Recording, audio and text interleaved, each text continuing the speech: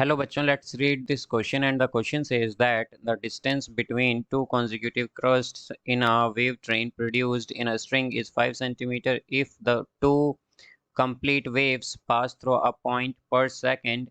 The speed of the wave is, now let's see the options. Option A 10 centimeter per second, option B 2.5 centimeter per second, option C 5 centimeter per second, and option D 15 meter per second.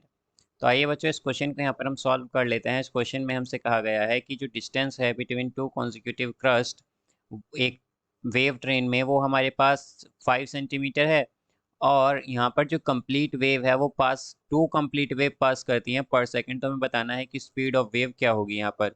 तो इस question में बच्चों हम की concept use करेंगे, की concept यहाँ पर हम यूज़ करेंगे, की कॉन्सेप्ट यहाँ पर हम यूज़ करेंगे दैट स्पीड ऑफ वेव या फिर speed is equal to frequency c into wavelength into wavelength. तो बच्चों हमारे पास जो स्पीड होती है वो इक्वल होती है फ्रीक्वेंसी इंटू वेवलेंथ के।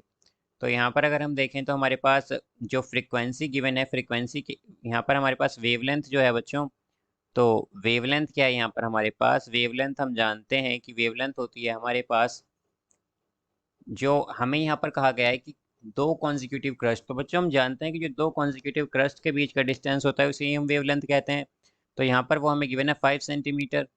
अब उसी तरह अगर हम देखें यहाँ पर कि हमारे पास कहा गया है कि जो कंप्लीट वेव है वो कंप्लीट टू वेव पास करती हैं पर सेकंड, और हम जानते हैं कि वेव्स पासिस पर सेकंड जो होता है ये इक्वल होता है फ्रीक्वेंसी के।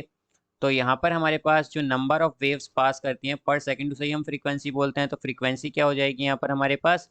टू टू हो जाएगी यहाँ पर। तो बच्चों यहाँ पर स्पीड आ जाएगी हमारे पास, स्पीड इज इक्वल टू, तो स्पीड क्या आ जाएगी? हम जानते हैं स्पीड क्या होता है, फ्रीक्वेंसी इंटू वेवलेंथ, यानी कि 5 इंटू टू। तो ये आएगा बच्चों हमारे पास 10 मीटर पर सेकेंड। तो ये आएगा बच्चों 10 मीटर पर सेकेंड। तो यहाँ पर जो इसका करेक्ट आंसर होगा हमारे पास वो होगा ऑप्शन ए, 10 मीटर पर सेकेंड यहाँ पर स्पीड होगी वेव की। So I hope you understood it well. Best of luck. Thank you.